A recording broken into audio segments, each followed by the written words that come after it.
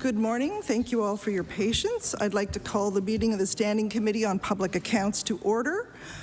My name is Kelly Regan. I'm the MLA for Bedford Basin. Just a reminder to all of us to place our phones on silent, and I will ask the committee members nearest me to introduce themselves, beginning with Ms. Lachance. Lisa Lachance, MLA Halifax, Little Sable Island. Ms. Leblanc. Susan LeBlanc, MLA for Dartmouth North. Hello. The Honourable Mr. McGuire. Good morning, everyone. Brendan McGuire, Halifax Atlantic. Mr. Young.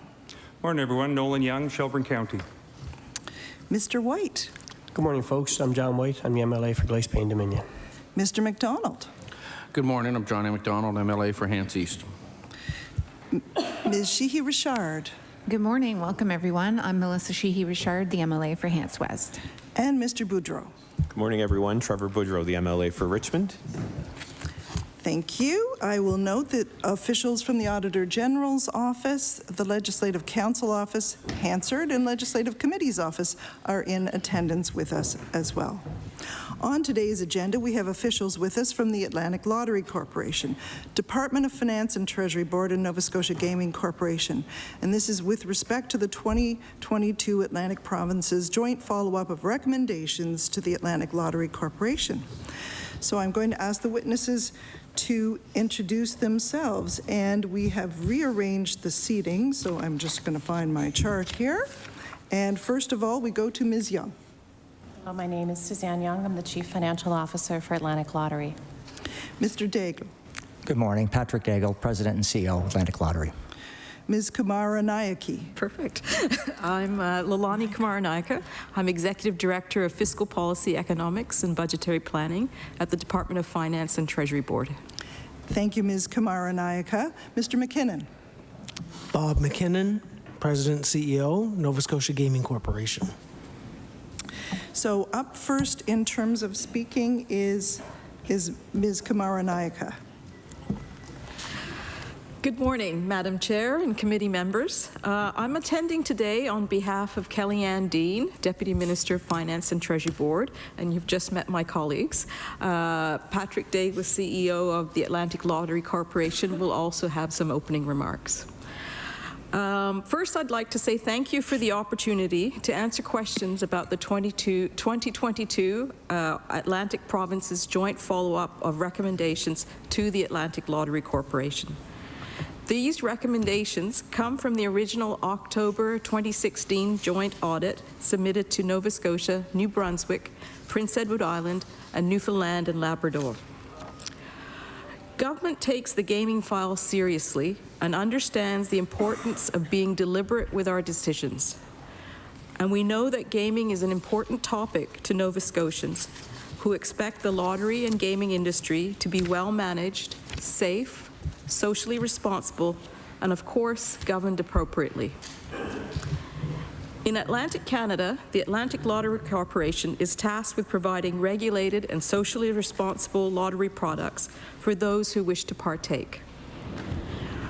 Operating a corporation that's jointly owned by 4 Atlantic provinces is complex, as each province has its own policy for gaming and responsibility for conducting and managing gaming. The 4 shareholder provinces work together collaboratively to ensure lottery products are offered socially responsibly in this region. We appreciate the work of the offices of the Auditors General on this important topic. A total of 25 recommendations were put forward. Of those, 80% were completed in short order, including 16 recommendations to the Atlantic Lottery Corporation Board and Management. 9 recommendations were put forward to the shareholder governments. 5 are complete, and we continue to work collaboratively with our Atlantic partners on 2 more. There are 2 governance-related recommendations that the province will not fully implement. While it's important the Atlantic Lottery Board has autonomy to operate, all 4 Atlantic provinces agree it's important for government to have a voice and a voting representation in board decisions that impact our respective provinces, and to also provide the input of the shareholders who represent our citizens. The decision to not implement fully these two recommendations was communicated in the Atlantic Province's original response to the Auditor General in October 2016. As the members of the committee would be aware, the Nova Scotia Gaming Corporation was part of the province's review of Crown agencies. The result of this review, which looked at the role and effectiveness of agencies, offices, and Crown corporations, was to integrate the Gaming Corporation's operations and staff into the Department of Finance and Treasury Board. Nova Scotia is the only Atlantic province that has a Crown corporation separate from government tasked with regulated gaming. Our goals with this change are to reduce duplication of roles, improve efficiency, and bring Nova Scotia in line with other Atlantic provinces by having the staff that conduct and manage gaming as part of a government department. Work has been underway since July on this transition, and we look forward to officially welcoming our gaming staff colleagues into our department. Thank you very much. I have a little bit more. Oh, sorry. There are only two outstanding recommendations which we agreed to that we're still collectively working towards completing, including periodically reviewing the unanimous shareholder agreement. With the integration of the Nova Scotia Gaming Corporation into Finance and Treasury Board, we believe it's timely and prudent to review the unanimous shareholder agreement again. There is a working group of senior officials of the 4 shareholder provinces that are meeting this fall to discuss next steps and any implications for the shareholder agreement, as well as governance. In closing, we greatly value the role of the Auditor General. Her office does important work, and my department has a strong working relationship with the Auditor General and her staff. Thank you for the opportunity to say a few words. I look forward to your questions. Thank you very much, and my apologies for interrupting there. So we will now go on to Mr. Daigle. Thank you. And over one, please. Thank you. thank you, and good morning, Madam Chair and committee members. Thank you for the opportunity to appear before Public Accounts Committee today. My name is Patrick Daigle, and I'm the President and CEO of Atlantic Lottery. And as my colleague said, and as this committee is aware, in 2016, the Auditors General of the 4 Atlantic provinces released a joint audit of Atlantic Lottery that included 25 recommendations. 16 of those were directed at Atlantic Lottery, management and the board, and 9 of them were directed at the 4 provincial shareholders. Atlantic Lottery immediately accepted the report, and we implemented all 16 of the recommendations that were made to us. We also committed to working with the provincial shareholders whenever required on any of the remaining recommendations. Atlantic Lottery continues to be committed to the promotion of healthy play. We provide players with information to help understand the games that they play. We provide them with tools to track and manage their activity, and we provide them with resources to assist in identifying and addressing problematic habits. Unfortunately, we've seen an increase in illegal online gambling operations across Canada. And these illegal operators are not regulated by the provinces of Atlantic Canada, and as such, they don't receive government oversight. And while 100% of Atlantic Lottery's profit stays here in our region in Atlantic Canada and contributes to our communities, that is not the case with these illegal gambling operators. As Atlantic Lottery continues to evolve to meet the changing landscape of gaming, we remain committed to do so in a transparent manner that acts in the best interests of players and our provincial shareholders. Thank you. Thank you very much. We'll now begin the questioning portion of our meeting. Each caucus will start off with 20 minutes of questioning, and then I'll be divvying up the extra time between the caucuses after that point. I just want to let our witnesses know that when the time elapses, I just interrupt you. So apologies in advance. I don't mean to be rude.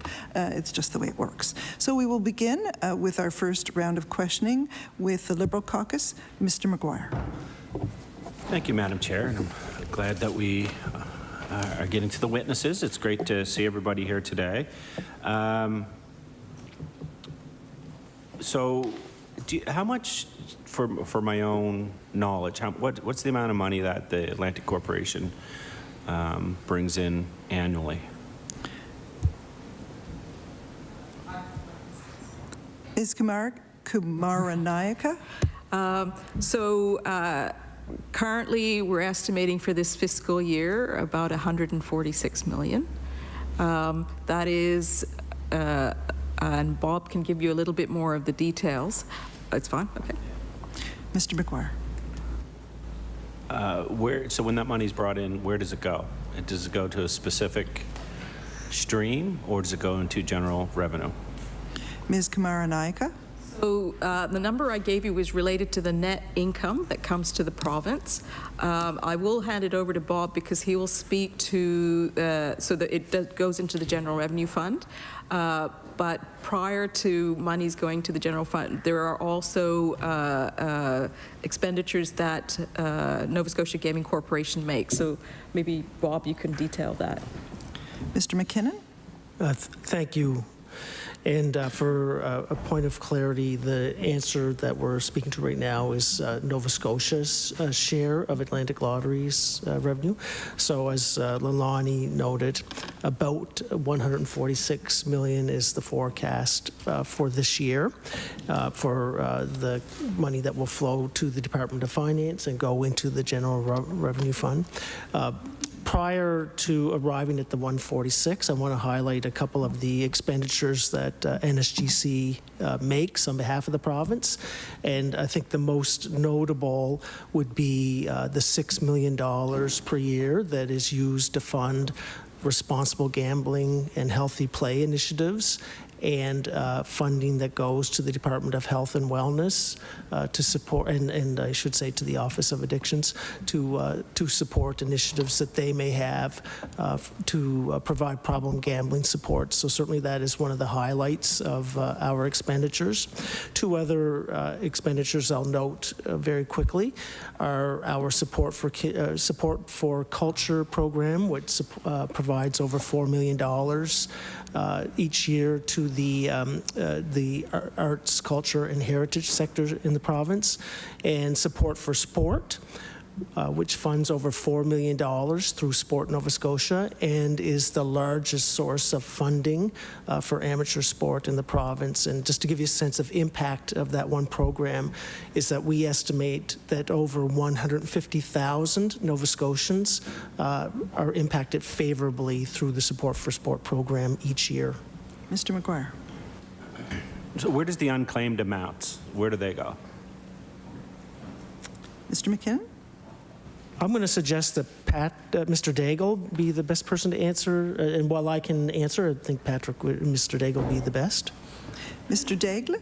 So our unclaimed prize fund all goes back to players in the form of prizes, either bonus prizes or to supplement existing prizes. So that is money that is, frankly, the players' money. They contributed into the fund, and if they unclaimed, the prizes go unclaimed, they do go back to the players.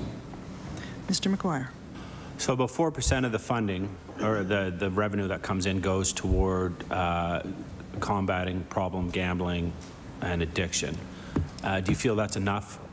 You're bringing in $146 million a year from gambling revenue, and you're using 4% of that to educate the public and to help the public.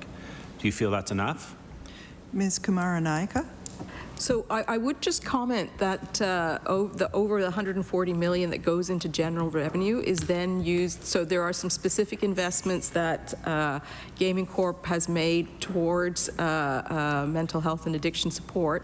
But all of that money that goes into general revenue, that then is used to support government-wide initiatives. So our Office of Mental Health and Addictions, our Department of Health and Wellness. So in fact, in terms of the dollar numbers that are going into supporting folks on the health side, it is well over $140 million. I didn't bring my numbers with me, but I can certainly give them to you.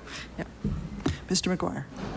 So do you have numbers that specifically say how much of that $146 million goes to the Department of Mental Health, or are you just saying in general this goes into the coffers and that could potentially be spent? Ms. Kumaranayake. In the budget, we have our so it comes in revenues and then it goes in, so it's part of general revenues. We support the Office of Mental Health and Addictions. We support other primary prevention work, epidemiological surveillance, all of the the key components of understanding gaming and gaming habits, and that is all funded through the General Revenue Fund. Mr. McGuire. Mr. McGuire. Ledge TV, could we have Mr. Thank you very much. Okay, so what you're saying is just to be very clear, it's not, you're saying the General Revenue Fund, which we all know. So any money that's coming into the province goes to the General Revenue Fund and then is used to finance the province and the departments and all the initiatives. But specifically of this $146 million, you can only say 4%. You can't, I mean, you can't specifically say $100 million went to the Department of Health. You can't say 40 million. You're saying 146 million went into the general revenue, but under I guess legislation, 4% of this goes to. Is it a policy or legislation that says a percentage of this money has to go toward addictions and mental health? So where do you come up with the 4%? Mr. MacKinnon. Thank you for the question. And I should clarify that the $6 million that NSGC spends in support of responsible gambling and services for, to the Department, funding to the Department of Health and Wellness is deducted before we arrive at the 146. And then additional expenditures certainly happen out of the General Revenue Fund. I have to apologize. I've lost track of the question. Could you just give me a hint? Mr. McGuire? The original question was about 4% actually going. So what I'm trying to get at is that an internal policy? Is that, I mean, we can say, I mean, to say that it goes into general revenue, that 146 million could have been used to twin the highway. We know that. It could be used to build schools and all kinds of other things. I look at the National Lottery in England and some of the things they do specifically with that. And what I'm trying to get at here with this amount of money is where did you come up with the 6 million? Is it policy? And do you feel that of the 146 million, specifically 6 million of it goes toward addiction and mental health, while the rest goes into general revenue, which could be used for anything? Do you feel that 4% is actually enough of the $146 million we're bringing in? Mr. MacKinnon? Thank you for clarifying. So the funding done by NSGC happens through the NSGC budget, and by and large, the direction with the results in those expenditures come from gaming strategies and industry best practices over the years. So, for example, if we look back at 2005, there was direction to increase funding, specifically to the Department of Health and Wellness. That would be one example. Over time, we've negotiated with our casino operator where we obtain funds from the casino that we redirect toward the Office of Health and Wellness and now the Office of Addiction Services.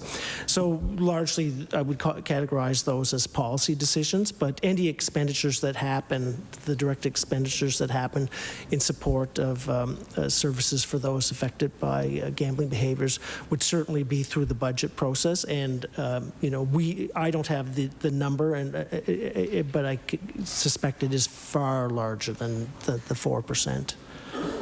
Mr. McGuire? Well, I mean, I'm just Mr. McGuire, just so you know, you have 10 minutes left. You go to 9:31. Thank you so much, Madam Chair.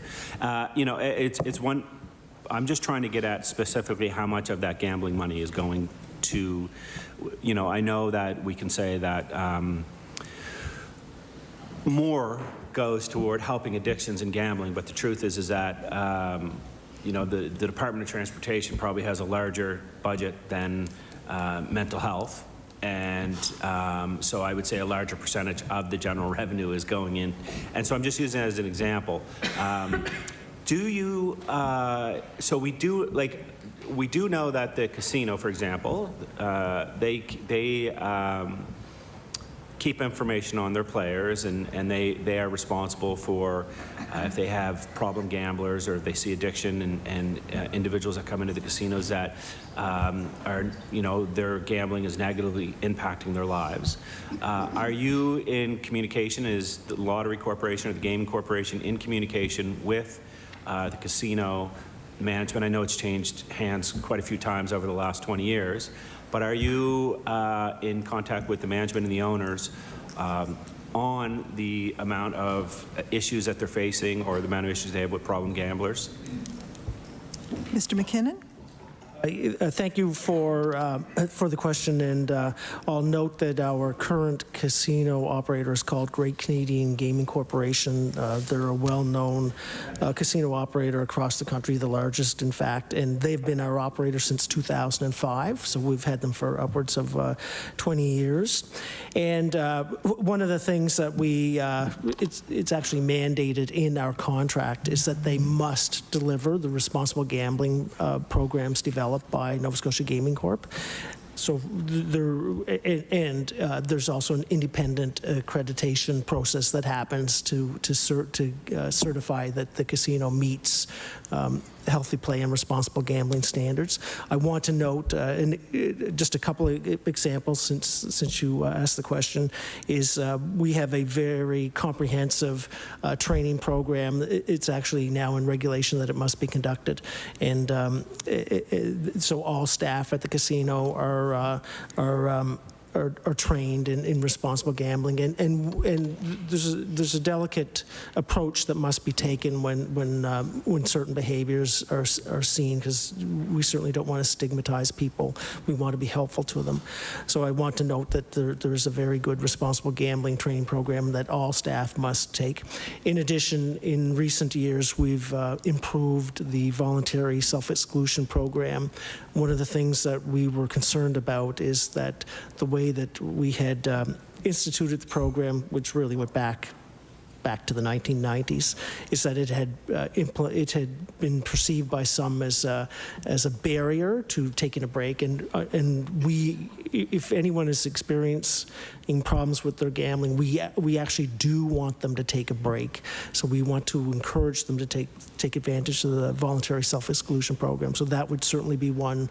And it is also the case that not everybody that voluntarily self-excludes is necessarily having problems with their gambling. They may have some other conflict with gambling, but of course many of them are, and that's an important support.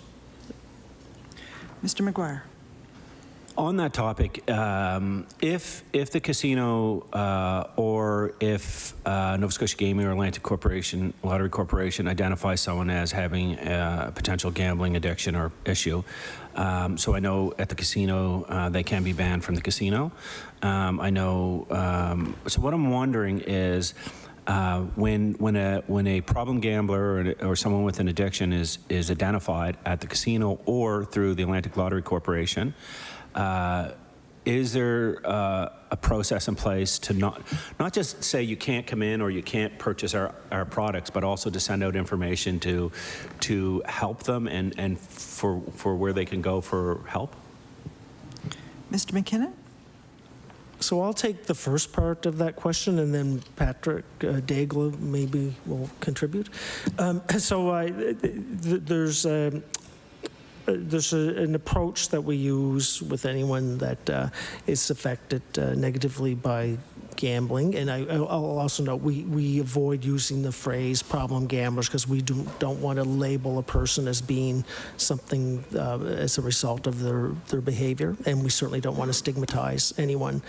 And I will say it's a very delicate approach that must be used. Just, I will say this, none of us in the business are skilled at diagnosing whether somebody is a problem gambler or not. That's really something that's the job of professionals, sometimes medical professionals or psychological professionals.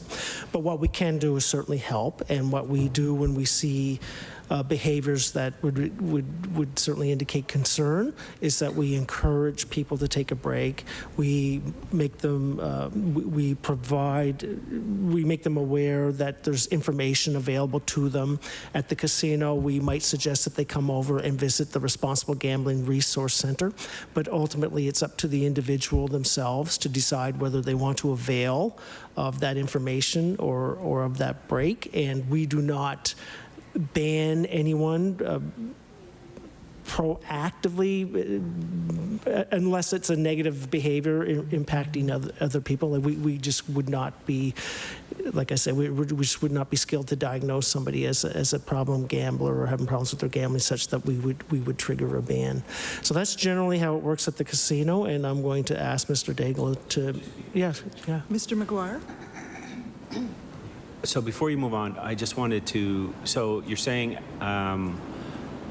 that there's nobody within your organization that has the ability to look at one of your customers and say, okay, this is potentially an issue, and this is obviously having negative impacts on themselves and their family and their loved ones. You don't have anyone. I mean, you certainly can take the money in. I'm just saying, like, do you have the ability to say, like, wait a second, Brendan's got a serious issue here, and for the betterment of him, we just need to cut him off? Mr. MacKinnon? Thank you for clarifying the question. And I will say that we are, in fact, required to and that is very much a big part of the training program, is that we will approach that person in a delicate way and encourage that they take a break, maybe take a coffee, maybe go take the coffee at the Responsible Gambling Resource Center, ask them if they would like to read some of the responsible gambling literature that we have. But generally, we would encourage them to take a break, but we would not be in a position to ban them or to diagnose them as a problem gambler. When we see behaviors that cause concern, like I said, under regulation, we are required to I'm going to say the word intervene, but it's a delicate intervention. Mr. McGuire? I'm just kind of, that's interesting to me. Can you guys discuss the makeup of the ALC board? How many people sit on it and how many elected officials sit on it? Quickly, we got about a minute. Mr. MacKinnon? Thank you. So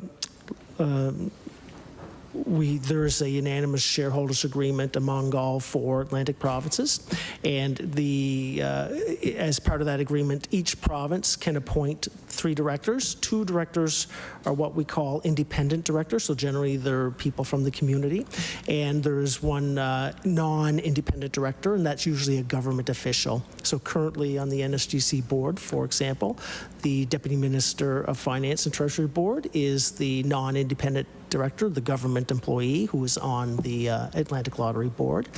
All 4 provinces have very similar board appointments, so there's 2 independent directors and 1 government employee. 1 minute. Mr. McGuire? I mean, there's not much time for anything, but just in a light note, does the movie Ocean's 11 scare the heck out of you? Mr. MacKinnon? I've enjoyed watching it a few times. But, you know, in all seriousness, we do take the business very seriously, and we always have our eyes and ears tuned to threats. And so for us, integrity, fairness, responsibility are hallmarks of a good gaming industry, and we actually take this stuff very seriously. Mr. McGuire, you have 20 seconds left. How many people are employed at the casino in Halifax? Mr. MacKinnon? I'll undertake to get the exact number, but generally, I'm going to give an estimate, and I actually have the exact number.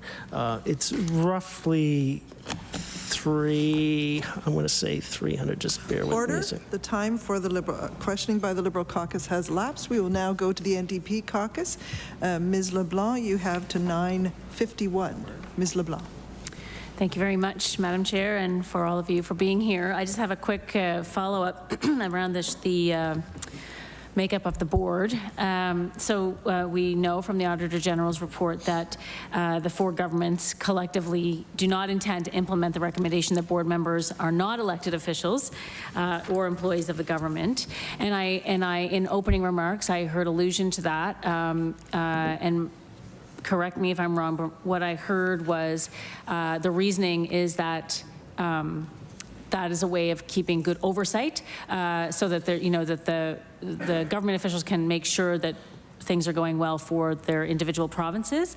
But we hear that from the Auditor General that it's not a best practice, and that the dual role of a government employee and board member poses a conflict between the fiduciary duty of to the corporation and the policy interests of the employer, i.e. the government. So can someone square that circle for me? why, like, just, make your case, I guess. Ms. Kumaranayake.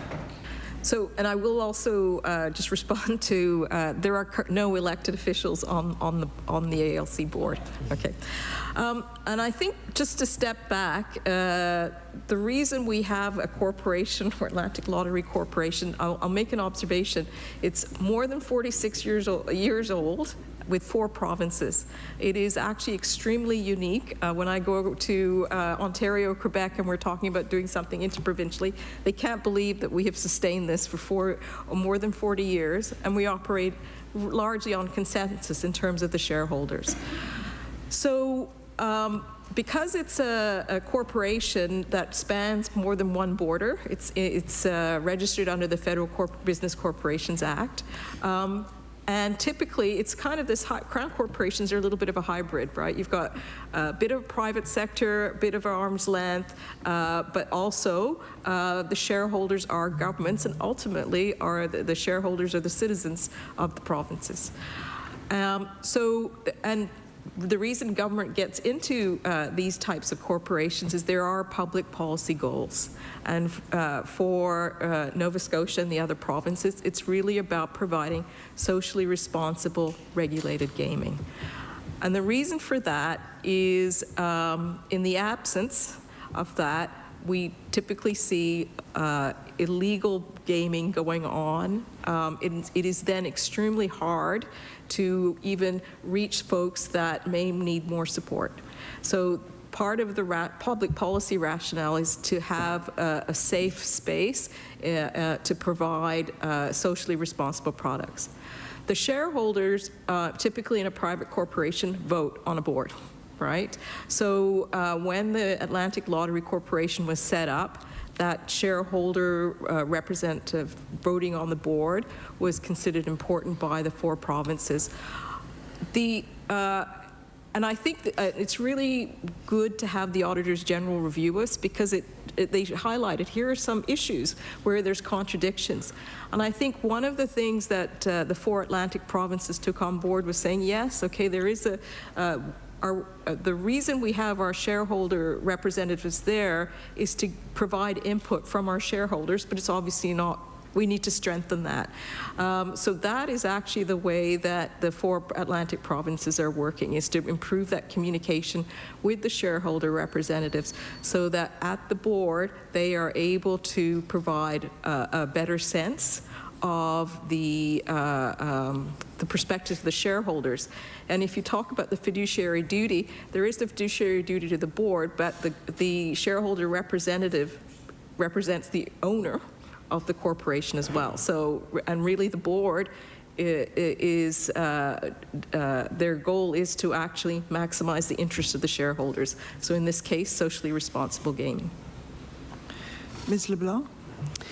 Thanks. And then one of the other recommendations, or the points that the Auditor General made in the report is that the chair of the board has been in place for over 2 decades, much longer than normal or best practice governance practices would allow or recommend. So why has the chair been in place for so long, why is the chair? That's not my question. My question is why is the chair role not part of the regular rotation of the board roles?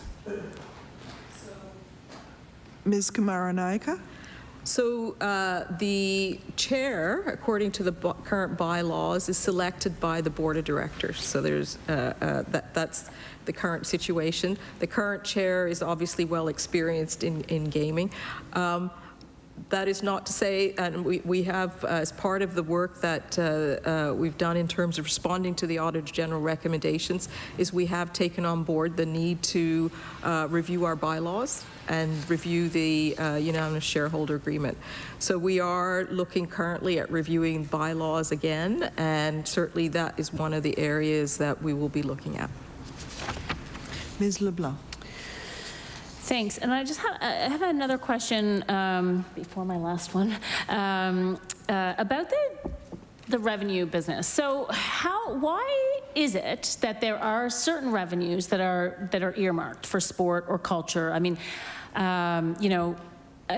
I have my theories, but I won't say them here. I'd like to hear from you. So, there's like the greatest amount of investment in sport. That's great. And, support for culture. Every time I go to a cultural event, you have to get your picture taken in front of the support for culture banner.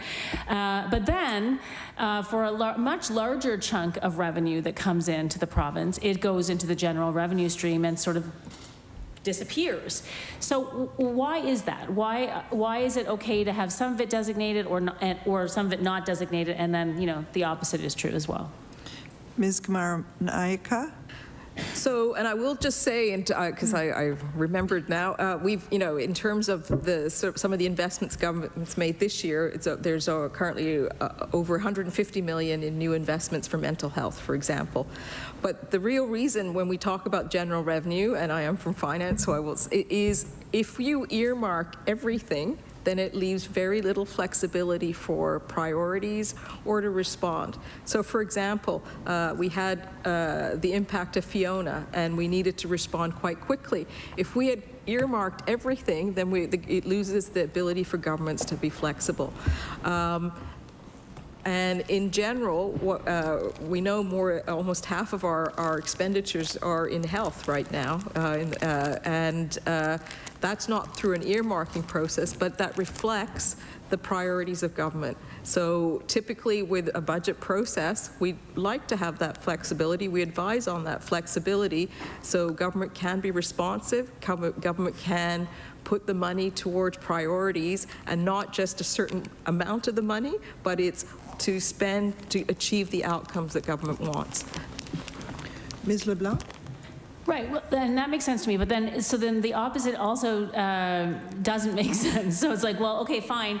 Would you say then that the money earmarked for sport or the money earmarked for culture can then be labeled as finite? Oh, well, we're not going to give money over here to culture. We're not going to, increase the operating funding because we give this much, through the gaming corporation. So it feels like it's like I don't know if this is an appropriate expression, but what's good for the goose is not good for the gander or something. So it just, I just put that out there as a kind of a funny policy thing. And then, of course, I'm saying it as someone who is the critic for culture and sport, and seeing, when, it's not super flexible, like when, there's a lot of finite grants and there's not a lot of flexibility when there is an emergency, like COVID's impact on sport and culture, for instance. Anyway, I'll leave it there. Last question for me is the Auditor Generals have pointed out that, or the Auditors General, have pointed out that there remain outstanding risks to the corporation's pension plan sustainability. So wondering what the timeline to complete the ongoing review of the pension plan is and implement the required changes, and what has been the delay? Ms. Kumaranayake.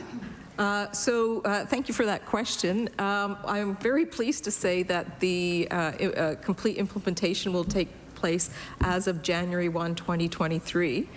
It has been obviously with pensions a long process. It's not when the Auditors General were doing their review in 2016, the four governments were already in the process of a review. We had hired outside experts because there were all obviously issues around solvency.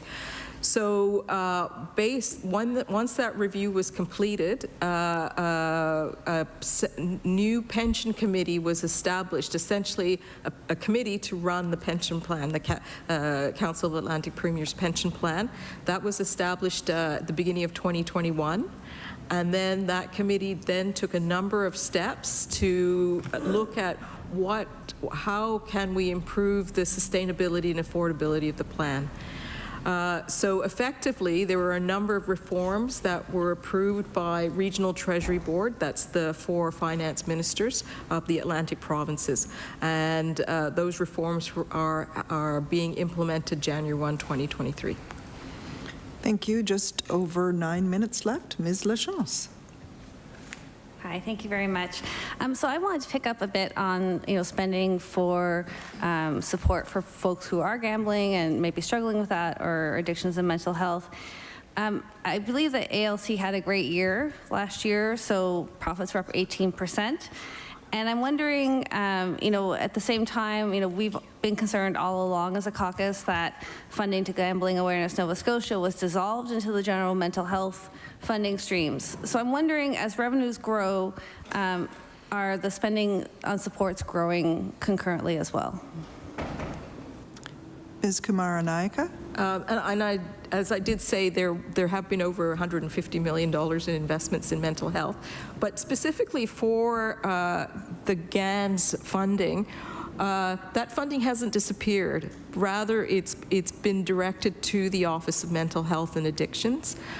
One of the reasons that that was done was the recognition that if you have issues with gambling, you typically have what the medical folks call comorbidities. So you may be struggling with other mental illness or substance abuse, etc. So rather than saying, okay, we're going to treat you problem gambler, it's really looking at the whole person. And that was the advice that we received from Health and the Office of Mental Health and Addictions in terms of the direction, because GAN's had some specific objectives related to prevention and treatment. Now with this funding and then also the increased funding to mental health, it's taking a much more holistic approach in terms of approaching folks and looking at the problem from a more systemic perspective. Ms. Lachance? Thank you, and I appreciate that. So I have done quite a bit of work in mental health, and so I understand the importance of integrated, holistic approaches that are, developmentally appropriate and take into account the social determinants of health. So that definitely makes sense. At the same time, I think I don't think, well, correct me if I'm wrong, it's probably not true that $150 million of investment in mental health in this past budget include a cross-cutting approach to gambling. I think of the investments to early intervention for autism probably doesn't have a gambling lens on it. So the challenge is that if you sort of mainstream everything and everything becomes holistic, then the very specific risk issues and the very specific impacts related to different parts of a person's health and well-being can be missed or ignored or not effectively treated. So, when I think about Gambling Awareness Nova Scotia, they had a certain expertise. How is that expertise being reflected in the overall approach? And within that, whatever was the GAN's funding envelope, would you say there's been an increase in that funding even within the entire addictions and mental health portfolio? Ms. Kumaranayake? I'll answer the first bit and I'll let Bob comment on the funding. I will say that one of the things that government is very committed to is looking at strengthening the work that the Office of Mental Health and Addictions does with respect to gambling and gaming. So that's an ongoing piece of work. We're having very active conversations around what they need to do that. In fact, that was one of the circumstances before government launched or said go ahead to ALC on the iCasino.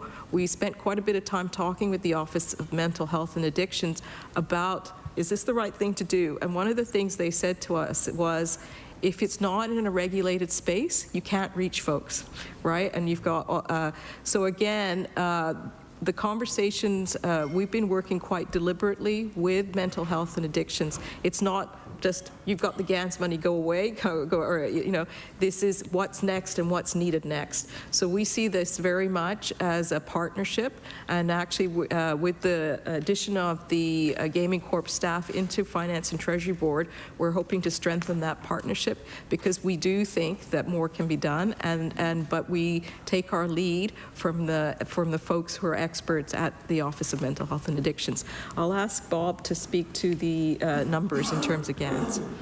Mr. MacKinnon? Thank you.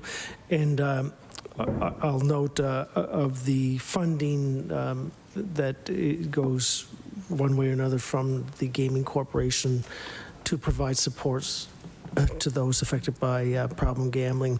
The GANS funding, if we can call it that, is but one portion, and there are in fact larger portions that flow from NSGC to the Department of Health and Wellness.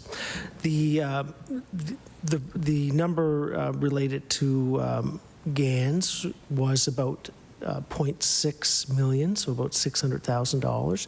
That number is derived as a percentage of VLT revenue. The policy in the province has been to decrease VLT revenue over time. Therefore, that portion of funding has decreased over time, but it's fairly flat at about $600,000. During COVID closures, for example, we would have had decreases as bars, restaurants, and other establishments were closed across the province. So the amount of funding that would have come in through NSGC would have decreased during that period of time. But generally speaking, the funding that flows directly now through the Department of Health and Wellness is about $600,000. Ms. Lachance, you have 3 minutes left. Okay. So I'm going to come back with some other questions, but for the 3 minutes, we've asked the Minister of Finance several times in this House in question period for records of those discussions, those robust discussions that have happened between finance and mental health and addictions, or what framework they're in. Is there a plan? And we have been assured by the Minister that there is simply nothing written down that records those discussions. And I'm wondering, is there something available that would, or are you starting a process that would actually document those discussions? Because without a documented process, it's hard to understand how the discussions are going. Ms. Kumaranayake? So obviously, ultimately, we would like to have a written kind of plan, action plan. But I think the work that we've been doing initially is kind of saying it has been discussions. It has been meetings with staff. It's been meetings between the ministers. It's been discussions with the deputies. And it is really trying to, first of all, figure out the same language, understanding the problems, and you need to have that level of, I think, comfort and collaboration. So it's been building, and we will be working towards something tangible in terms of written as part of the progress that we hope to achieve over the next little while. Ms. Lachance? And what is the timeline for that? So is that a deliverable for this fiscal year? Ms. Kumaranayake? Sorry, Madam Chair. We'll be continuing to do it. I think partly it's understanding the capacity that they have right now, Office of Mental Health and Addictions, and then also looking at to say, what can we do to support you in terms of some of the objectives? So we're still working on what are the objectives that we'd like to do. What are the milestones we'd like to accomplish over the next year, 2 years, 3 years, and how do we then resource that? So that's the path that we're on. Ms. Lachance, you have 35 seconds left. And in that process, are external stakeholders being engaged, including folks with lived experience in sort of struggling with gambling? Ms. Kumaranayake. Absolutely. So again, finance is not the expert in this, certainly, and that's we look to the Office of Mental Health and Addictions, who already have outreach in these communities to take the lead. Yeah. Mix La Chance, you have 4, 3, 2, 1. And over to the PC Caucus, Mr. White, I believe you're up first. Mr. White. Yes. Thank you, Madam Chair. So I guess this would be to Ms. Kumaranayake. Sorry. Can you discuss how we as government determine whether or not the product and the new business proposal for the ALC are in the best interest of the province? Thank you. Ms. Kumaranayake. And I actually will hand that over to Bob in a minute as well.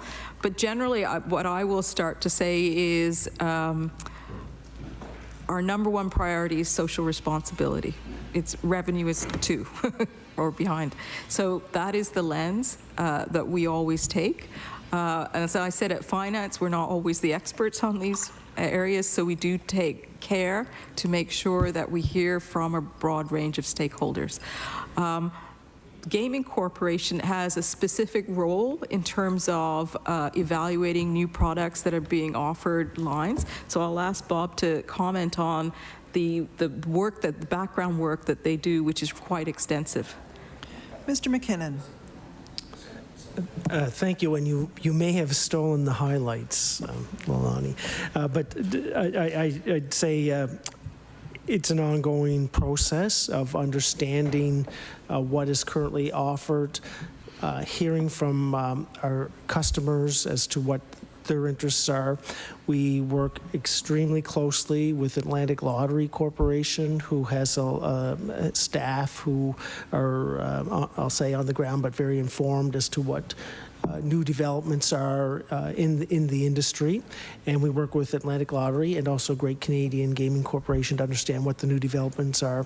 As Lilani said, social responsibility comes first at the Gaming Corporation, and we in fact have a deliberate program that we call our responsible gambling assessment. So that would certainly be one of the major filters that we use when we're looking for ongoing product development and changes within the portfolio of gaming in the province. So we make available publicly our responsible gambling assessments when there's a major change happening in the business. Mr. White. Thank you.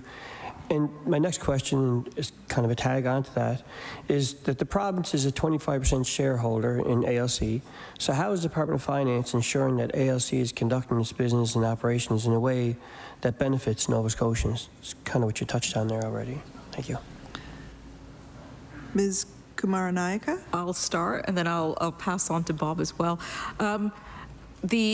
So there's different levels, and again, I think the Auditor General spoke to the fact that we need to have a really clear understanding of different responsibilities. So as stakeholders, as government departments, we try and stay pretty high level in because we don't want to get into the operations and micromanage. That's the reason why we have these corporations. So from a government perspective, we really look to say, if there's a new product offering, or is this something that will benefit Nova Scotians, or is this something where we're seeing a lot of illegal activity, which actually can have potentially more harms? So is this a space that we need to get into if our goal is a safe, regulated industry? So, for example, recently we went into iCasino, and that was really a backdrop of everybody going to internet gambling, and there are no safeguards. Folks are just going to these illegal sites.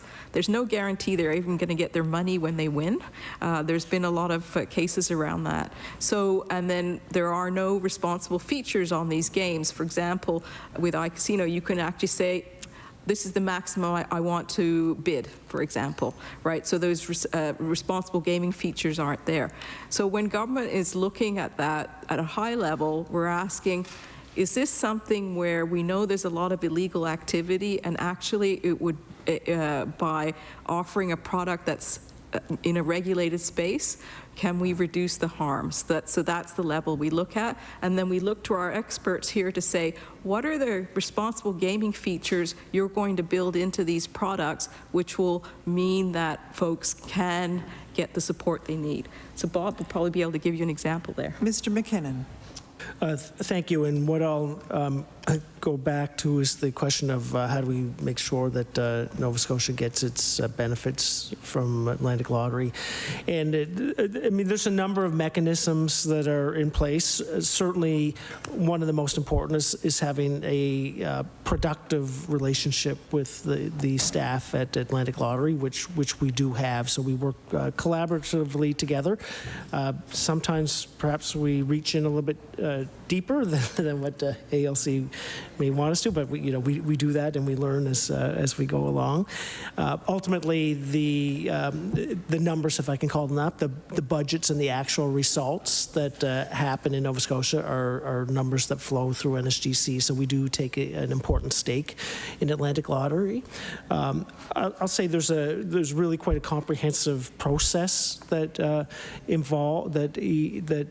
that takes place. It starts with, for example, at the start of each year, having conversations with Atlantic Lottery, and then ultimately providing a direction letter to Atlantic Lottery saying, here's the direction where we see the business going in the next year. Can you develop plans that align with that strategy in that direction? ALC generally develops a plan which staff at NSGC will scrutinize, really go through at really quite levels of detail to make sure it aligns with the direction and the developments that we are thinking are taking place in the industry.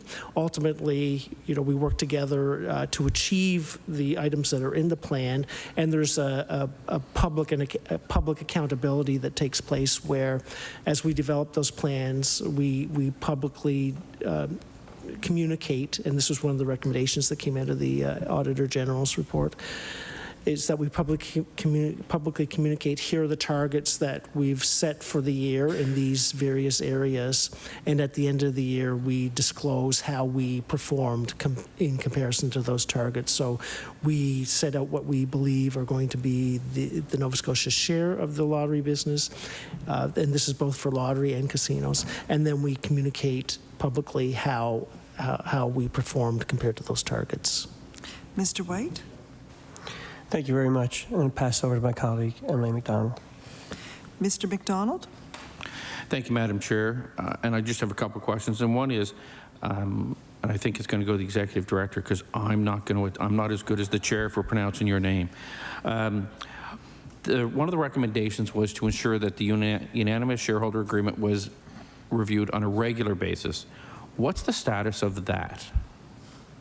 Ms. Kumaranayake?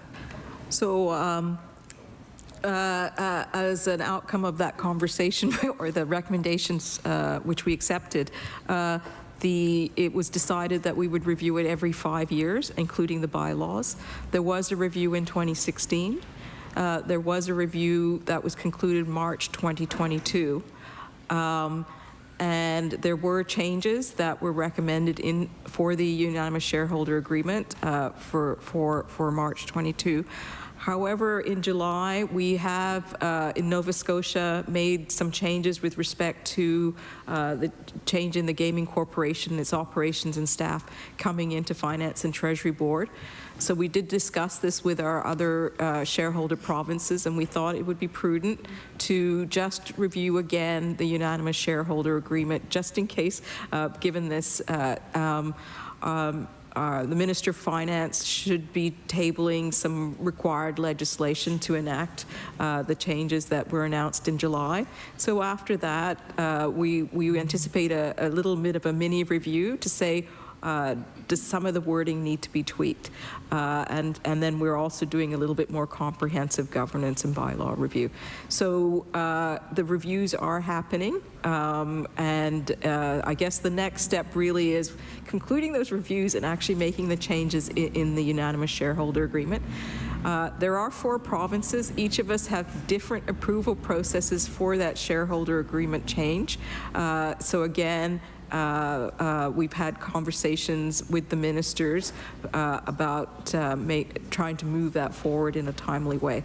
But we are just taking a little bit of a breather to make sure we have it right, given the changes that Nova Scotia has done recently. And then we're anticipating that the revised shareholder agreement will be ready for approval by the 4 shareholders. Mr. MacDonald, you have 10 minutes left.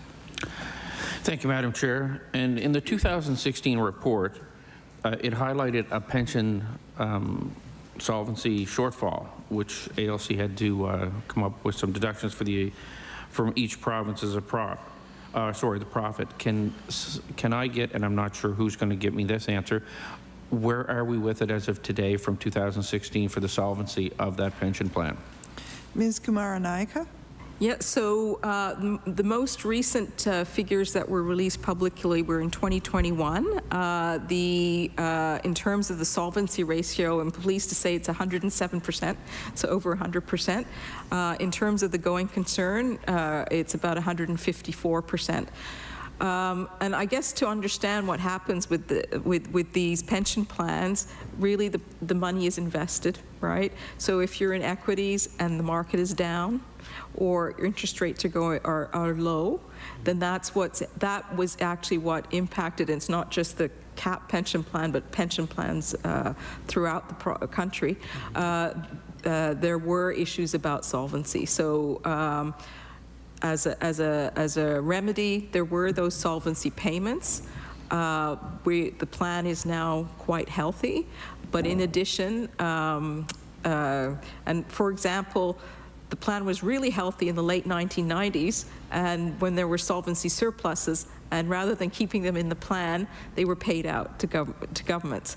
So, we have to. So now we're adopting a little bit more of a long-term lens, and some of the changes that I'd mentioned previously are designed to keep us at a very healthy, on a healthy basis in terms of affordability and sustainability over the longer term.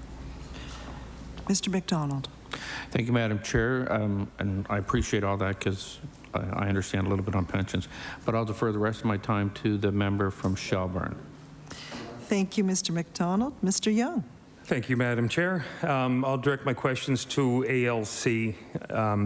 A recent October 4th press release from ALC states that, and I quote, "will continue to provide new digital games and experiences for players while also exploring ways to enhance Atlantic Lottery's retail and venue spaces."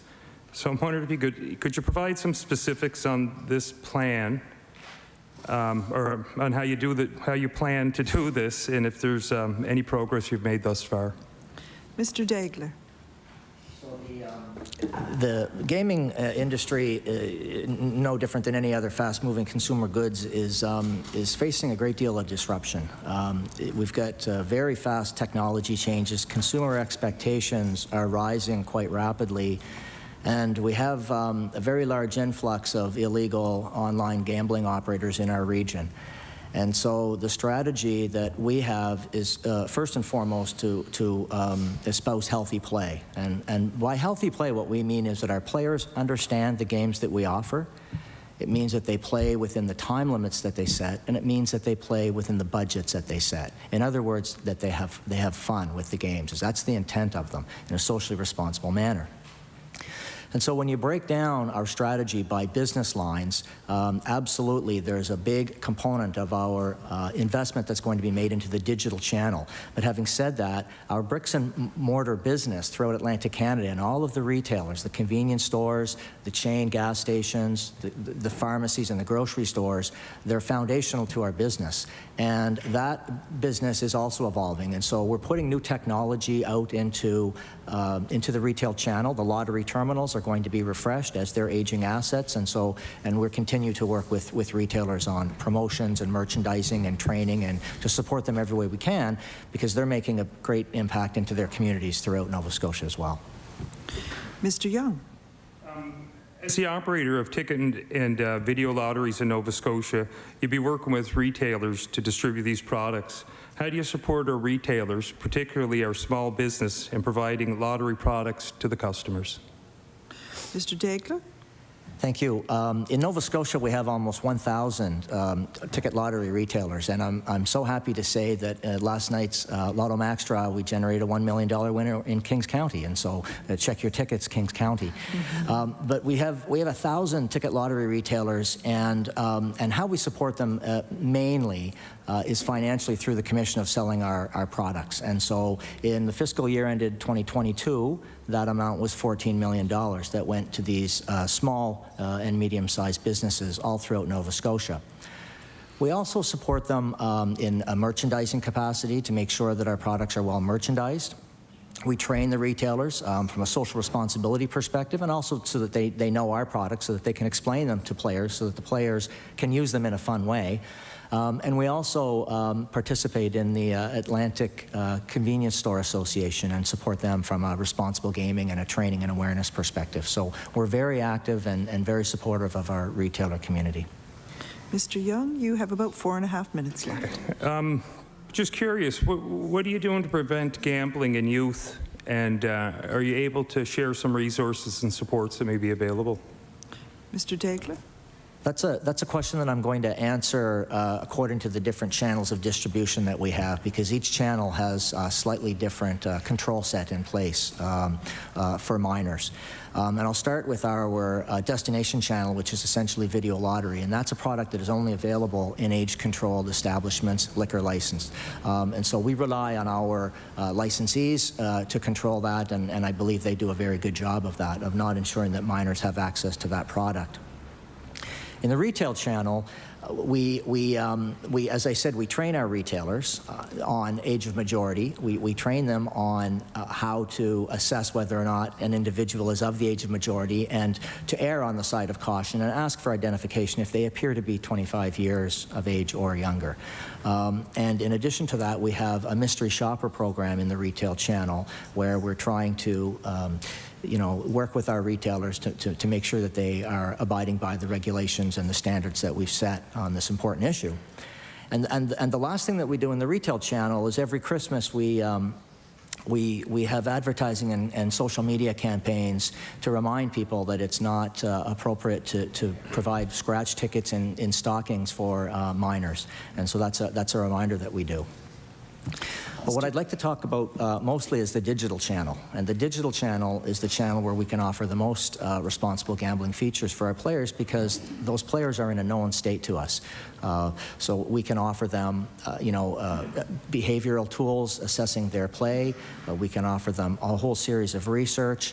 And when they're in a known state to us, we can interact with them and provide help that they may need if they're experiencing difficulties with their gaming behaviors. Mr. Young. What do I have for time, Madam Chair? You have almost 2 minutes, just over 2 minutes. Okay, are you able to tell us a little bit more about the Playwise campaign that you have? Mr. Daigle? Well, the Playwise campaign is our version of responsible gaming, healthy play. And as I said, what healthy play means to us is that players understand our games and that they're playing within their time limits and within their means. We have a rating tool online called the Playwise rating tool, and it's an algorithm that determines a player's behavior and gives them feedback as to whether their play is considered to be, tending towards more risky behavior or is within the parameters of what would be considered healthy play. So that's a very, very important tool that we are just now rolling out. Mr. Young. Minute and a half. Minute and a half. I'll pass it on to my colleague, MLA Boudreau, but not much time. Mr. Boudreau. Thank you, Madam Chair, and I'll start off with a question, and I'm going to be kind of focusing my questions to NSGC. If we don't get through this question when we come back around, maybe I'll ask it again, but just based on the 2022-2023 business plan, leading responsible gaming is a goal that you've identified. So what actions are you taking to achieve that goal or go towards that goal? Mr. MacKinnon? Thank you for that question. And Nova Scotia internationally is known as one of the most responsible jurisdictions anywhere. And One of the reasons for that is due to the portfolio of responsible gambling programs that we have. We were one of the first in North America to come out with a Responsible Gambling Awareness Week, for example. And while that seems like table stakes today, it was not 20 years ago. So we brought something to North America that had not been in place. Over time, we've learned a lot from that campaign, for example. And today, as in this year, we have now, rather than focusing all of our efforts on 1 week, we have a continuous program of what we call gambling literacy. Order. The time for questioning from the PC caucus has now elapsed. We will now move on to the lightning round, where each caucus will have 7 minutes. Mr. McGuire, you have until 10:18. Kim, is this okay like this?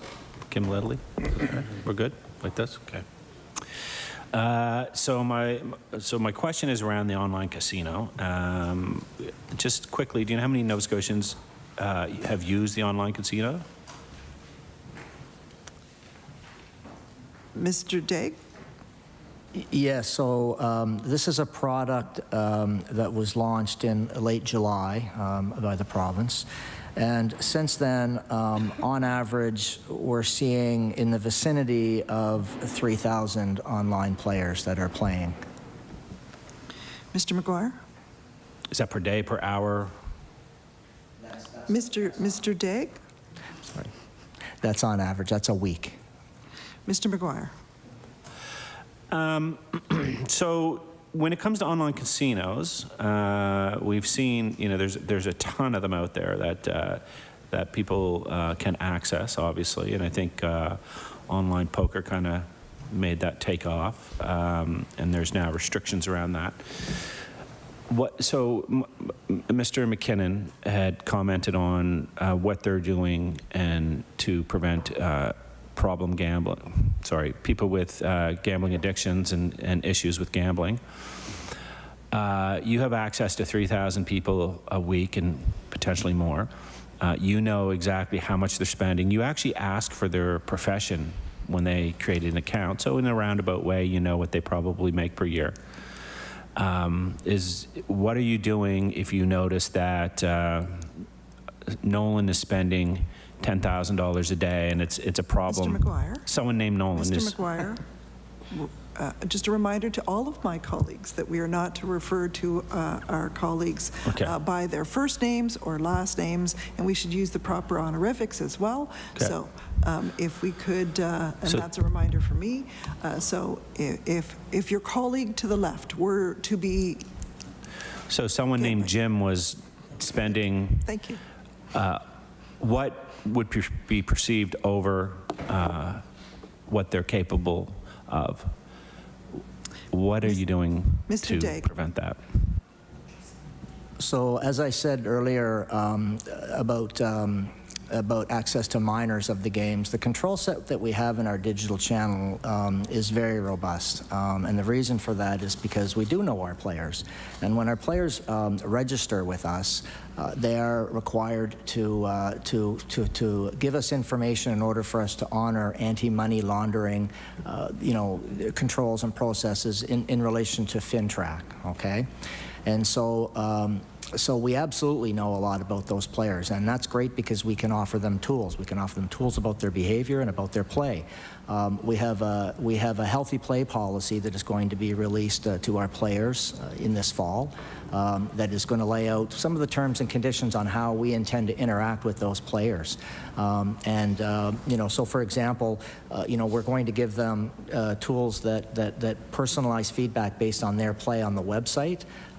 We offer research and awareness for them. We give them deposit and time limits, and so there's a whole robust series of controls that we have, ultimately to give them insights into their play so that they can make responsible decisions. Mr. McGuire.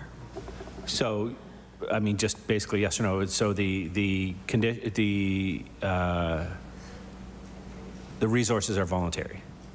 It's based on the player to take advantage of those resources. Mr. Daigle. The resources that we have in the online channel, first and foremost, I should say, the reason that we're in this channel is to repatriate players from these illegal sites who do not have the control set that I just spoke of. So, so that's a great thing that we're doing. In terms of voluntary, there's no question that leading research on gambling would indicate that that providing voluntary tools is the best option for players, but we are absolutely considering more active measures as we interact with players moving forward. As I say, we're new into this space. The site only recently launched in July, and so we are developing those processes and protocols for which we interact with players. Mr. McGuire. I think there's a little bit, like you said, the purpose of these online sites is to repatronate, but let's be honest, it's also to take advantage of a revenue stream that the government did not have before. We've seen online gambling explode, and government is now getting into that because it's a potential revenue stream. I think that allowing access, easy access to gambling, there also becomes a responsibility, and to say that, you know, I don't know how many individuals you've dealt with that have gambling problems, but 99.9% of the time when voluntary resources are put in front of them, a lot of them don't use it. I mean, I have close personal friends that have gambling problems, and they usually don't take advantage of things until they hit absolute rock bottom. So by allowing for online gambling, it is actually giving them more access. It's not just about, let's be honest, it's not just about like bringing them back from Poker Stars or whatever else is out there. I don't know, pokerplayers.com or whatever it is, or these gambling sites. I don't know. I think Poker Stars is one, actually. There is a bit of responsibility because now there's more access to it. Is it just the policy that it's volunteer, or is there any other sites out there that you know that, I know there are poker sites out there that if they see that there's a problem or an issue, they will cut the player off. And they will discontinue their account. So why does Atlantic Lottery Corporation not do that? Mr. Daigle? As I said, this is a direction that we are moving in. We're not at that stage yet of player interaction. But let me be clear that the sites that we're competing with, you know, there absolutely is a financial... The time for the Liberal questioning has elapsed. We'll now move on to the NDP Caucus and Mix-La-Chance.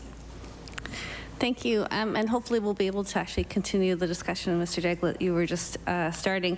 So I think, you know, I've definitely, you know, heard the public interest concern around, you know, illegal gambling and having folks both outside the revenue stream, but also outside the reach of government support. And, you know, at the same time, I understand the dynamic environment. I think so many sectors are in that sort of dynamic environment that, and so I'm wondering, you know, the Responsible Gaming Corporation report commissioned by ALC recommended a comprehensive harm minimization strategy. So it sounds like maybe work around the edges of this is being done, but is there a strategy being developed that will bring all of this together, and will it be made available? And do you have a timeline for that? Mr. Daigle? As I said, we do have a healthy play strategy that is under development, and it is comprehensive. In fact, as we said, you know, we lead with social responsibility. It's interesting, our organization has been around for 46 years, and the two core values that we've maintained are integrity and responsibility. So it is in the DNA of the company. It's what we lead with, and it's what we're all about. And the reason it's what we're all about is because we live here. We sell our products to our families, our friends, and our neighbors. And we just simply will not launch a product unless it's socially responsibly to be able to do so. And so we do have a strategy that is underway. It does involve the release of a whole series of tools, a whole series of information, and a policy, as I said. Mix-La-Chance? And I think based on, for instance, through online gambling, I think there is a lot of information that should become available. I suspect you don't have it from July until now, but, you know, things like, can we measure that there's been a decreased use of illegal gambling sites? Has there, you know, what's the uptake been to the government regulated site? And, you know, the information that you're receiving in terms of, you know, what people are spending, and then looking at, you know, whether or not to be more active in your controls. Again, that information, you know, I would encourage that to be, you know, included and you know, and really put in some measures. So, for instance, if you start to be more interventionist, like what is the rate of increase of those interventions? Do you have a timeline on when that will be available? Mr. Daigle? So this is actually a multi-year strategy with a whole series of releases, because some of them do involve technology and integration with our systems, and so that work, you know, is underway now. I don't know that it will ever be finished and be completed, because it is going to evolve as our player behaviors evolve and change. But you know, it has begun. The strategy has begun. Nick Lachance? So what can the public expect to see and when? Mr. Daigle? So we've, in looking at our accountability report, and my colleague referenced the balanced scorecard that we produce in there with our measures and our results. You know, we envision a healthy play report as well that would disclose things like the usage of our tools, the tools that are available, how we're progressing with regards to the research in terms of gambling literacy, you know, in terms of the PlayWise rating tool and what we're seeing out there. So we do have a vision of public disclosure and accountability. Nick Lachance? I think. Oh, sorry, Mr. MacKinnon. And while that strategy is being developed, I want to note that there are some very important healthy play features of the ALC.ca offering. So it's not like people are waiting for a strategy to be developed and then things are going to help. And there's a lot already in place, and in fact, it's industry leading. We've spoken about the player education and awareness pieces already, so information is available. And there are literally thousands of online casino sites available to players in Nova Scotia today. And some of them have awareness programs and many do not. ALC.ca absolutely does. There are mandatory features on the ALC.ca site that some other sites have them, but not many do. For example, at ALC.ca, you're required to have a maximum weekly deposit limit. So the individual will say, I'm going to put a maximum of this amount in my account. There's a mandatory break in play after a period of time. There's a timer with reminders to keep track of how long you're in play, because one of the things that we know from people who may have challenges with their gambling is that they become disassociated from time and other things. So having that time reminder is very important. And as Patrick Daigle noted, there's the rating tool, the PlayWise rating tool. There's other optional features that players can take advantage of, which again, you don't see these in other places, but ALC is responsible in this area. So daily wager and session time limits, a self-assessment tool that people can do, a break and play, so almost like a self-exclusion kind of thing, but take a break and play for 24 hours, and also a self-exclusion program so that they can self-exclude. So there's a lot going on within the portfolio of healthy play. Mix Lachance? Thank you for the overview, and I think that's important. I think, though, I can only imagine that the report that was commissioned by ALC that talked about harmonization strategy, I mean, a strategy is intended to take those tools and envision kind of what your goals are with them and be public about sort of what outcomes you're striving for. So I think it's perhaps a little bit different than what's sort of available at this point, and would encourage you to have a look at the idea of having a strategy that is responsive and that evolves over time. Will the government update the gambling strategy? Ms. Kumaranayake? So there's a kind of multi-path process that we're following. First, as a result of the Crown reviews, we were looking at our structures and our governance. Order. The time for questioning from the NDP Caucus has elapsed. We'll now go to the PC Caucus and Mr. Boudreau. Thank you, Madam Chair, and I'll return back to Mr. MacKinnon again. And I don't know if you remember the question I asked, but it was talking about kind of the leading responsible gaming as a goal in your business plan, and you were kind of getting into some of the the ideas of what you've been doing. Is there anything you'd like to add to that? I know you talked a bit about the Awareness Week and some of the other processes, but did you want to finish that off? Mr. MacKinnon? Thank you.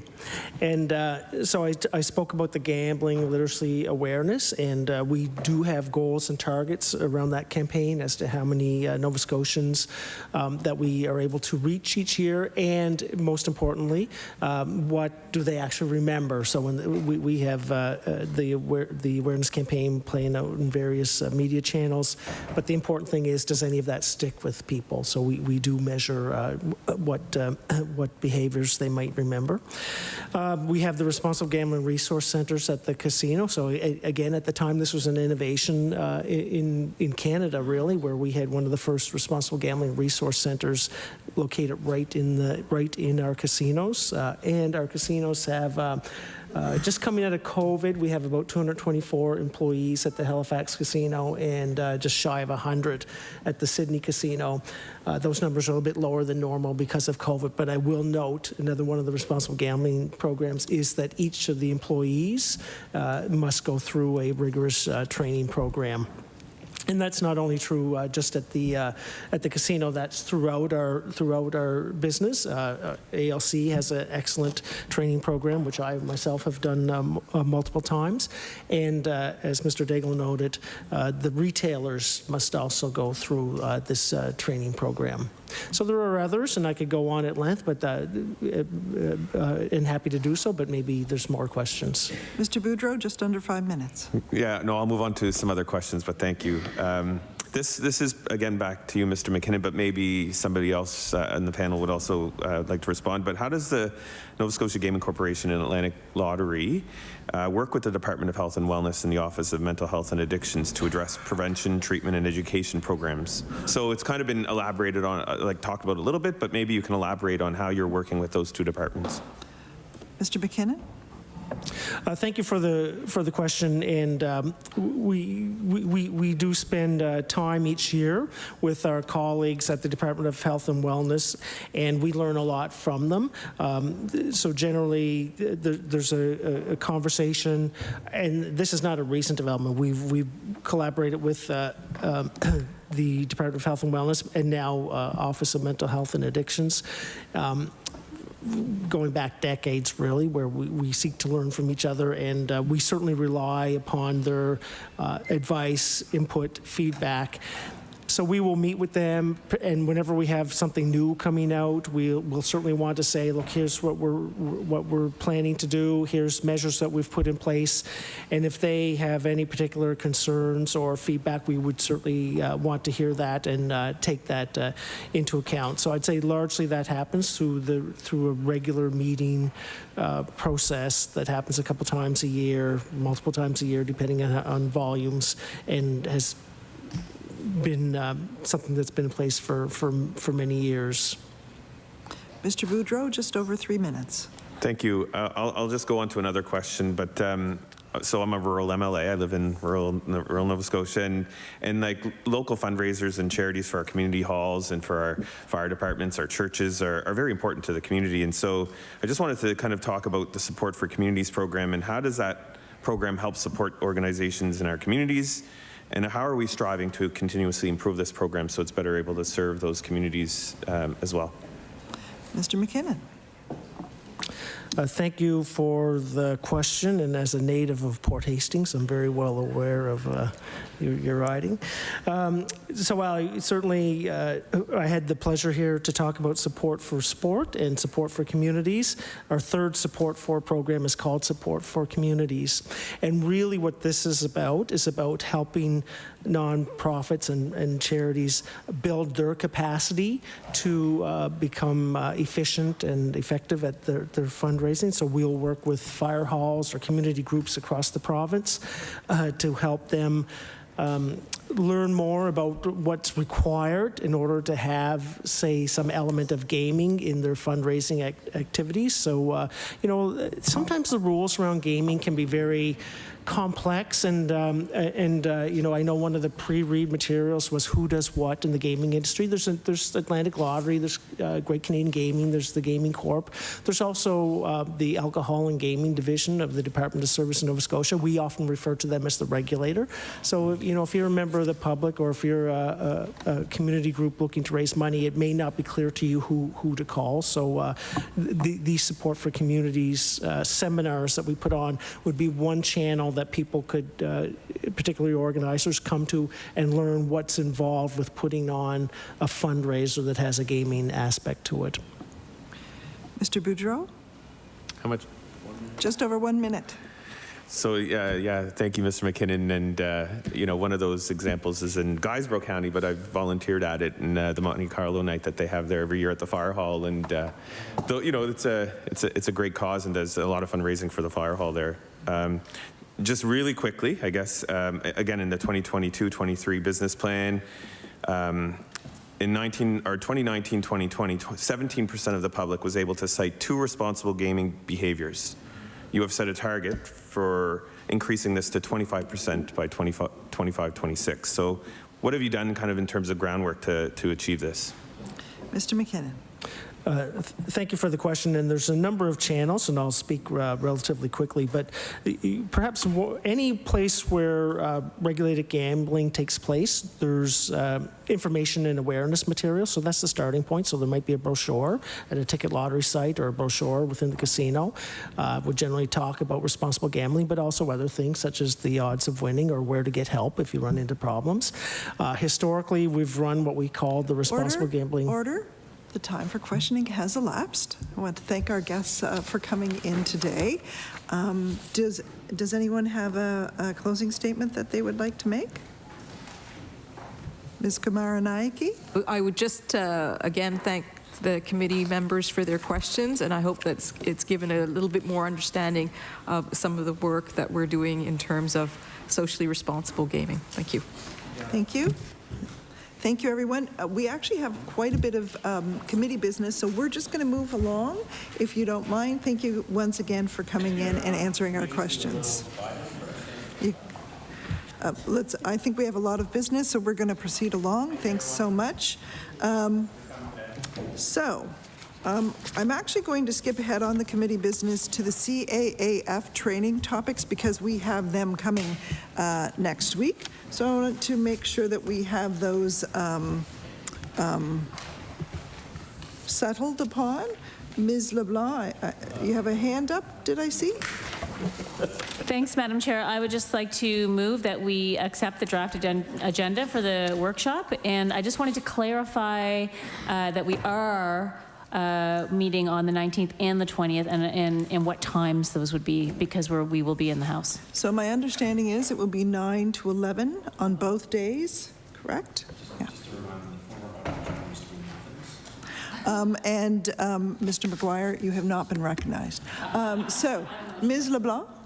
So my motion is to move the draft agenda and basically approve that this will be happening next week with excitement. And muffins. Any further discussion? Mr. McDonald? Just a quick question. So the budget expenditure of this is within the purview of the committee. It's no. That was my only question. I'm a numbers guy. So. Yep. That's probably why you're here. Yeah. My understanding is that the cost is being split between the Auditor General's office and CAAF, so there's no cost to the committee. Okay. All right. All right. I'm going to call for. Sorry. Yeah. So we do need to vote on the motion. All those in favor of accepting the agenda as laid out in the handout, please say aye. Aye. Contrary-minded, nay. The motion is carried. Well, that one was easy. Okay. So now we're going to move on to the subcommittee on agenda and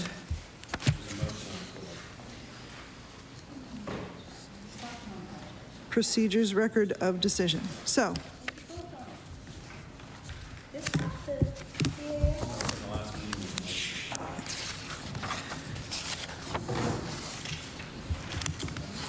So, members have been provided with a record of decision from this meeting.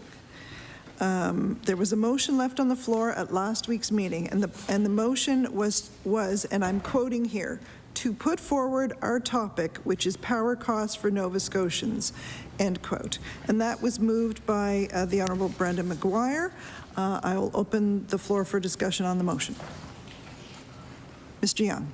Yeah, I'll just add, just reiterate what was said last week, that this is a forward-looking topic. It doesn't fit the mandate of the PAC. The UARB hearings are currently underway, waiting a decision. Nova Scotia Power is, I'll remind us, is a privately owned company. It is not an appropriate witness, and I think the Auditor General said it would have minimal impact on the public accounts in Nova Scotia, something along those lines. So we will not be supporting this. Mr. McGuire? Where to start? 24 minutes. To say that this has a minimal impact on the public accounts is absolutely 100% not true. Government after government has given hundreds of millions of dollars of public taxpayer dollars to cover projects, to cover shortfalls, and have agreed to, sometimes agreed to and sometimes with very little fight, to raise, as we saw under the NDP government, all-time rate increases. One would argue that it was probably one of the reasons why 2013 went the way it did, the election. It was because of the money and the support that the previous NDP, not the current, the previous NDP government had given to Nova Scotia Power. We have a premier and a finance minister who stood in this legislature and said that they were going to bring policy forward, they were going to fight Nova Scotia Power, that this had an impact on Nova Scotians, this had an impact on Nova Scotians' bottom line. They themselves admitted to it. We have a premier and a finance minister that are working through giving forgiveness to companies in Nova Scotia. To say that that doesn't have a trickle-down impact on Nova Scotians is absolutely not true. I ask that the members of the Conservative Party go to their constituents and ask them if Nova Scotia Power, the cost of power rates, the money given to Nova Scotia Power, including Muskrat Falls, has an impact on them and has an impact on their households. We now, to say that this is only forward thinking is simply not true. Hundreds of millions of dollars and support have been given to Nova Scotia Power. We have very little of a fight with the current rates. We saw a premier step in immediately when it came to solar because he said it had an impact on Nova Scotians and it had an impact on Nova Scotia businesses. So you can't have it one way and have it the other. You can't say on one hand that it's a private entity, there's nothing we can do, and then introduce legislation when it's convenient for yourself. You can't say that it has absolutely no impact on Nova Scotia's bottom line, but come running to the media and say, I'm the premier and I'm going to fight for Nova Scotia and the power rates. So there's a bit of hypocrisy in this by the Conservative Party. Mr. McGuire? Yeah. I'm going to interject. It's a mistake I've made too. They are the PC party or the Progressive Conservative Party, but because otherwise my colleagues are going to interject as well. I mean, okay? It's the word conservative Mr. is there. Sorry, the word conservative is there, and when they show some progressiveness, Madam Chair, respectfully, on this file, I will call them progressive conservatives. As of right now, they're siding with Nova Scotia Power. They're siding with a corporation that is in front of, the UARB, asking for, like, it's not just one rate hike, it's many rate hikes. They're asking for bailouts. And the only response they had was to say, we're going to do this for the solar industry because it was saving face, and it made them look like they were actually doing something. So again, I'll say, like, you have individuals here that are going to vote against their own constituents. They're going to vote against their own family and friends and the people that they were sworn to represent, and they're going to vote in favor of Nova Scotia Power. We had Nova Scotia Power here in front of this committee, and they gave us some of the best information when it came to power rates and money and support from the current government. We had a premier sit there in this legislature and deny meetings with Nova Scotia Power. Said he forgot them, and then said, wait a second, I did have some. Oh, wait a second, I forget what the meetings were about. And then shortly after, a power rate proposal was put through. So if this is of no consequences to the people of Nova Scotia, as the Conservative Party is suggesting, then maybe they should release the minutes of those meetings that the Premier had. Maybe the Premier should be telling us what those conversations were with Nova Scotia Power, what they're doing. He said, the Premier himself said that he would be at the UARB meetings. That's what he said in the legislature, to prevent these rate increases. Guess who wasn't there? He wasn't there. So you can't have it both ways. You can't sit here in this chamber and say, this is a public policy issue and we're going to solve it with legislation. And then on the other hand, when it's convenient for you, say it's not a public policy issue because they don't want to sit here and they don't want to stand up to Nova Scotia Power. That's the problem, and we saw it. We saw it when they were here. The Liberals, myself, and my colleagues from the NDP asked real questions that Nova Scotians had around power outages, about power increases. These are things, when the power, during Fiona, we saw power growth, and there's still Nova Scotians right now that are without power. And Nova Scotians lost thousands of dollars worth of food. They're now asking for a power cost increase, and we saw the government sit here in this chamber and ask pretty non-consequential questions to NS Power, like, hey, how's your day going? And so the problem that I have with this right now is that this is very much a huge issue for Nova Scotians. This is very much a massive issue for small businesses across this province. This is very much a huge, huge issue for the bottom line and the finances of this province. And we're in the middle of a period of inflation and unprecedented cost increase, and they won't allow Nova Scotia Power to come here to discuss it.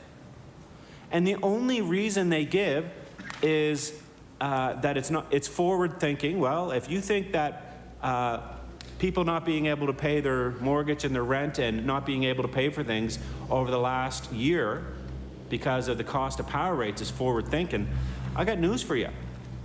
And that Nova Scotia is a private entity, therefore we shouldn't bring them here. Well, I'd like to remind every member in this House to go back over the last 8 years and see the people that your Premier, when he was in opposition, brought before public accounts. And there's a saying, what's good for the goose is good for the gander. And what I will say is precedent has been set, and it's been set in this legislature, in this committee, for decades and decades and decades and decades on who we can bring here. And now they want to change it because they're too afraid to stand up to Nova Scotia Power on behalf of the people they're supposed to represent. And I have a lot of respect for the Auditor General and the work she does. What? I disagree with her. But I disagree with her. I'm allowed to just, you can disagree with people. Listen, the person I respect and love the most in my life is my partner and my wife, and we don't get along every time, and we don't always agree. Not that I'm comparing the Auditor General to my wife, but but I have a heck of a lot of respect, and I know that the Auditor General asks in a nonpartisan way on behalf of the people of this province. The Auditor General is not looking at Liberal, Conservative, NDP and who will get the right in this. But I respectfully disagree with that this, and I said it last week, so I'm not going to repeat it, but I respectfully disagree that this does not have an impact on Nova Scotians when government after government after government has given money to this corporation.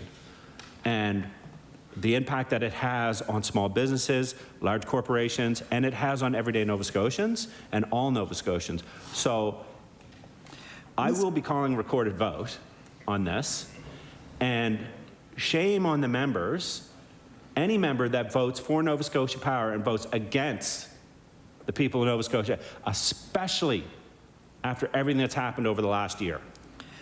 So, Mr. McGuire, I do see you, Mr. Young. I'm just going to suggest there could be an amendment clarifying the topic. If anyone wants to put that in, I will just make that point. Mr. Young, you have raised your hand. I just wanted to just add that, I mean, protecting the ratepayers is important. The costs of power to Nova Scotians is important to us. This committee, it's not the venue for it. This is a backwards-looking committee, and it's not based on policy. I heard you say policy 6 or 7 times. Anyhow, with that said, I'd like to call the question. Any further discussion? Mr. McGuire, briefly, I hope. Maybe just if I could get a correction from the member, he said it's not based on backwards, it's based on forward? No, Is that, I didn't say that. That you just said it's not based on backwards-facing policy. And so what I would like here before we vote is for the governing party to define what they think backwards-facing policy is, and give us a time. Is it a day? Is it a month? Is it a year? What is the definition of backwards? I mean, they won't answer. They're not going to answer it.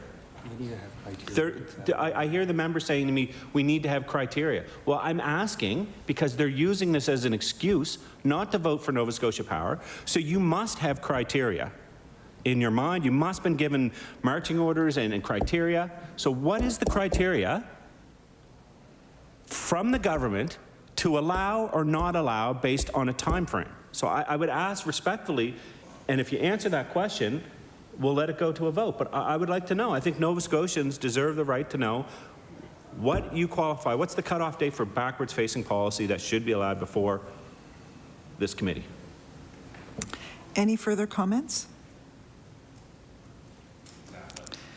So, I think we'll go to a vote.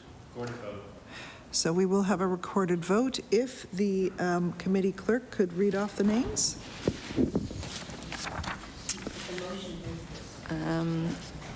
MLA Lachance. Okay. Yes. Ms. MLA LeBlanc. Yes. Honorable McGuire. Of course, yes. MLA Young. No. MLA White. No. MLA McDonald. No. MLA Sheehy Richard? No. MLA Boudreau? No. Honorable Regan? Yes. 4 yeses and 5 noes. So the topic has failed. We have a number of other topics listed before you. Mr. Young? Topic? Well, I was going to suggest that we have topics here. Perhaps we could, would it be possible to deal with them en masse and vote for, and move those along? En masse, if we could. That, you want to do them individually? Okay. All right. So the next one was the impact on government expenses of ER understaffing. Ms. LeBlanc? Yes, thanks, Madam Chair. I move that there be a topic called Impact on Government Expenses of ER Understaffing, and that the witnesses called would be the Deputy Minister of the Department of Health and Wellness, the CEO of Nova Scotia Health, and 2 other representatives as the CEO would see fit of Nova Scotia Health.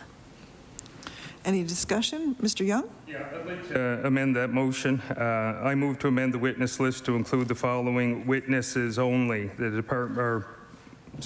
I move to amend the witness list to include the following witnesses: Department of Health and Wellness, the Deputy Minister, and representatives from Nova Scotia Health, with a suggestion for the VP of Operations for the Central Zone, Eileen Gibbons. So that'd be, okay. So just to clarify, you would not be calling the CEO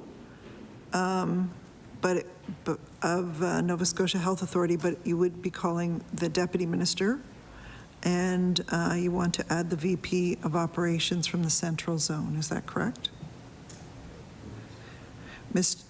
LeBlanc? Thanks, Madam Chair.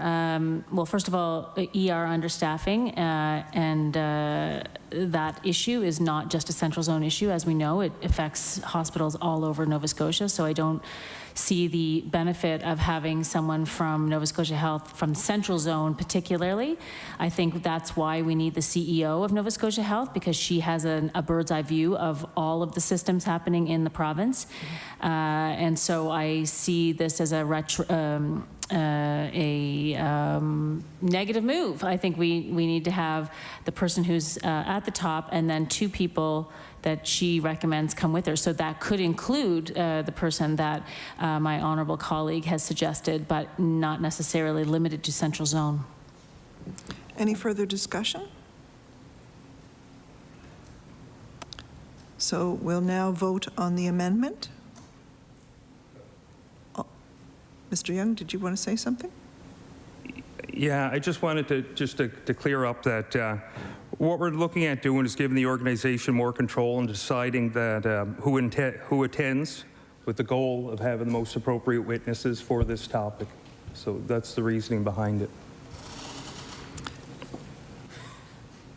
Ms. LeBlanc?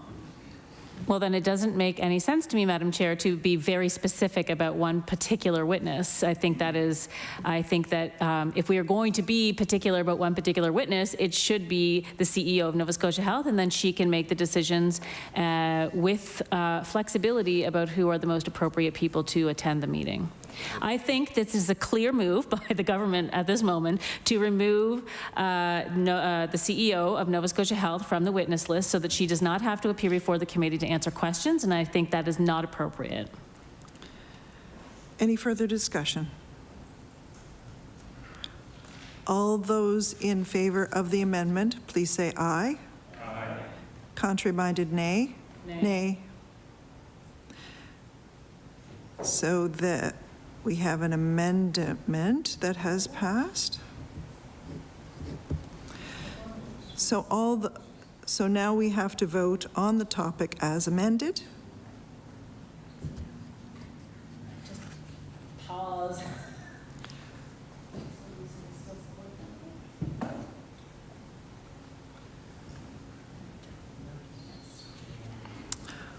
All those in favor of the amended motion? Aye. Contrary-minded, nay? Motion is carried. We have a topic. Not really. I didn't say whether it was a good one, I just said we have a topic. The next one is Department of Agriculture. Mr. Young. I move that the first topic for the PC Caucus be agricultural land protection, ecological goods and services, with the following witnesses: the Department of Agriculture. Any discussion? Mr. McGuire. I guess I'm looking at, first of all, to the Auditor General. I mean, we see the power of, you know this, but we see the power of majority government where one topic was voted down and one was completely changed when it comes to witnesses by a party that's looking to have a statement for this committee, but refuses to oblige and work with the other two sides. Secondly, I'd like an explanation on how land protection is backward thinking and has a greater impact on the finances of this province than the cost of Nova Scotia Power. And I'm wondering if the members to my left will explain that to me. Any further discussion? Mr. Young? Yeah. We're looking to talk about how the programs are working that's within the department and the results coming out of these programs. So that's the rationale. Mr. McGuire? So I guess what the government is saying is that this is more important in their priorities than the cost of power, inflation, and the impact this is having on small businesses in Nova Scotians. And, it will be a top priority compared to the everyday cost of living for Nova Scotians. Can I get an answer on that? No? Are we allowed to edit? Mix la chance? Thank you. I'd like to propose an amendment to the list of possible witnesses to include the Executive Director of the Nova Scotia Federation of Agriculture.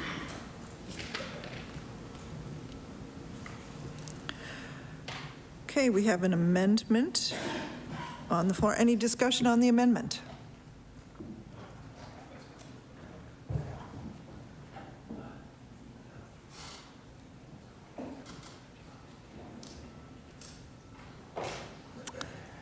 Any discussion on the amendment? Madam Chair. Mr. McGuire?